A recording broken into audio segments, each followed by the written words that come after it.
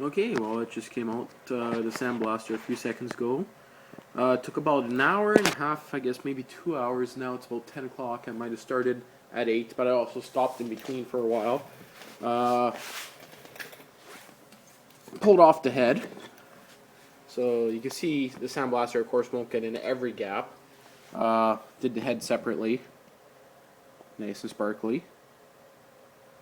So what I like is I'm using actually a copper slag for sandblasting, and it's actually not tearing up the aluminum too much. I like the rough finish, kind of like how the newer modern Suzuki, like my old, not modern, but my old 94 RM250 had kind of a rough finish just like this. You can see it's not taking off any of the casting marks. Sandblasting works great for making these rubbers look brand new. So as you can, I'm not sure if I'll get this on there. No, it's not focusing worth a shit. But there we go. You can see it never affected any of the writing whatsoever. There we go. So the writing is still on there. A few little darker areas that I couldn't really get into, or I just never took my time. So same with there. You can see a little bit of black still left in there. So this motor I'm more or less just sandblasting for the hell of it. Sounds like fireworks going on outside for some reason, but I also sandblasted quickly this side of it. Here, I know that's not good for the gasket surface and yaddy yaddy yaddy, but whatever. I'll give it a light sand. I might even take walnut shells over it. So again, all the edges are very, very sharp here, so I know it never took too much off the metal. The tags, the writing, never took too much off at all.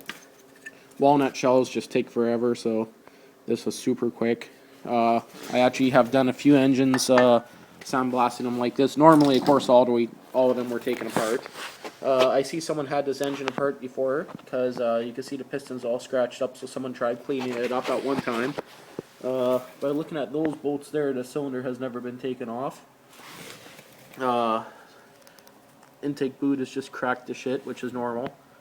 Of course, I know this case had a gap in there, but I don't care because I'm pulling it apart. So I'm sure there's quite a bit of that sandblasting media falling out of it, as you can see. The blue there is just from the sandblasting cabinet. So just try to get a bit. I noticed here that the cylinder had that chunk missing out of it there, or whatever. So it's just a parts motor. I'm not too sure now that I'm thinking about what I'm going to do with this. I got quite a few other motors, so you can see in there's still some black left. It was actually kind of a hard angle to get to. And again, looking here, you can see the sandblaster using copper slag did not take off any aluminum that. Oh, that's good for dropping it on my toe, frick. Almost on my toe, I guess. So, yeah, some grit in there.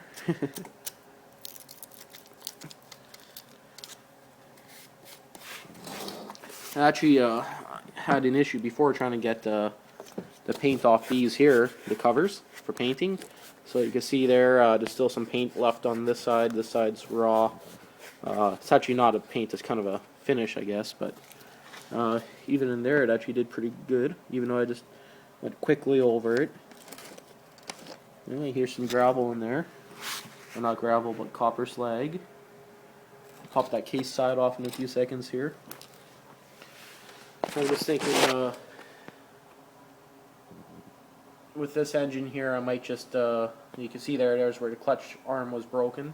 But again, I'm going to put a bracket from here, just a metal bracket on it. But again, I might just end up sticking this up on the shelf for the hell of it when I'm done. Just put some screws in it. I got probably about 50 spare side cover bolts. So I also got 2 sets of stainless bolts for it. So I might just put stainless. I even got stainless head nuts and washers and everything, just for the hell of it. Maybe I'll try my skills at polishing. I never polished air-cooled cylinder head before, so that'd be kind of interesting to try polishing it. The only engines I really ever polished were liquid-cooled, so... okay, I'll pop off the side cover and see how much crap got stuck in it, seeing that it has a huge gap there. Just one second. Well, got it open. quite a bit of the slag got stuck in there, of course. If I really cared about it, I could have, you know, stuck some spare bolts in there or whatever.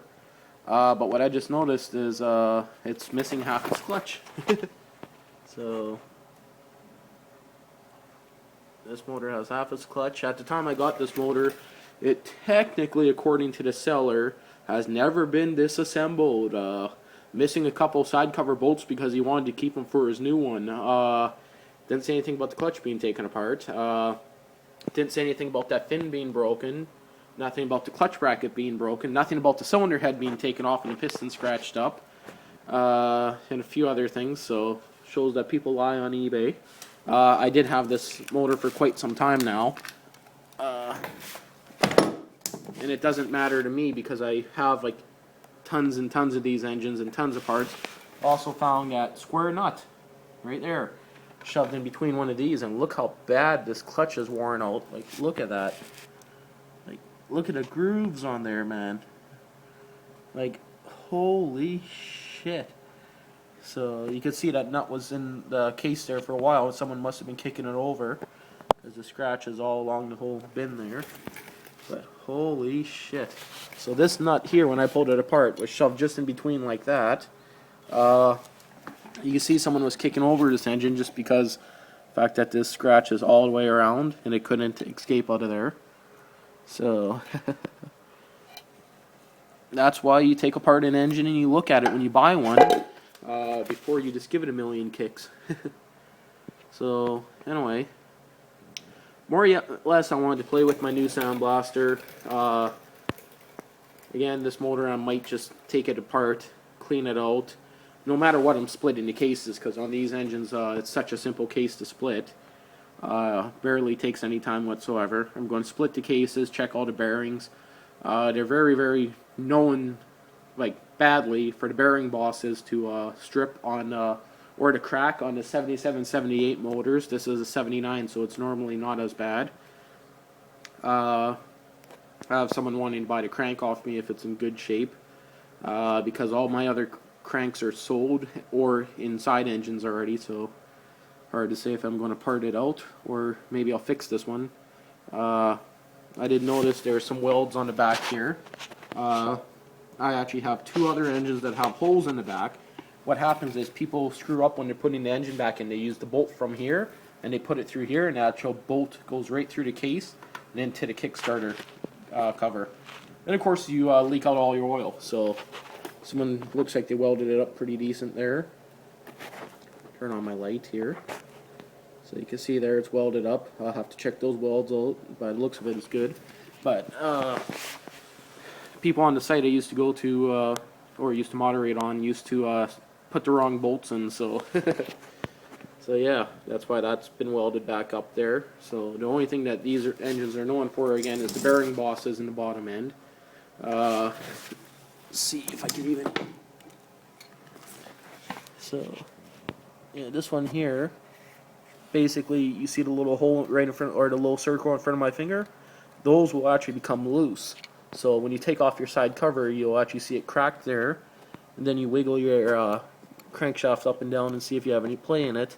In this case here, I'm going to guess this one's probably going to be fine, but I'm not going to know for sure until I finish stripping it apart. And if anyone cares, maybe I'll upload all the videos of stripping this engine and reassembling it and rebuilding it. You can see some dirt still stuck in there. Seeing how bad this cylinder is just beat up, I'm probably not going to use it. Which one here now had the bad bearings? Actually, I think all of them did. This one here was the one that blew up on me, if I remember right. Yes. You can see the crack on the side there. You can see also the gap there. So that one there never lasted too long. This was actually the first case. That's the actual original VIN number that came with my machine. So no point of even keeping that case. I stripped pretty much everything off it.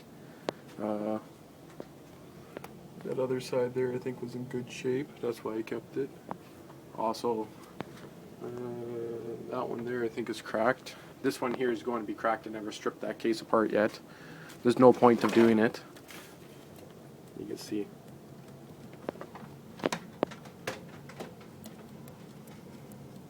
that much play. It's not just crank bearings, it's going to be the casing too. So you can see someone actually already previously drilled it out. So if I hold the camera here, focus it, watching that top hole when I move this up and down, you see that's not the bearing, that's the entire bearing boss moving up and down. So that's what these engines are bad for.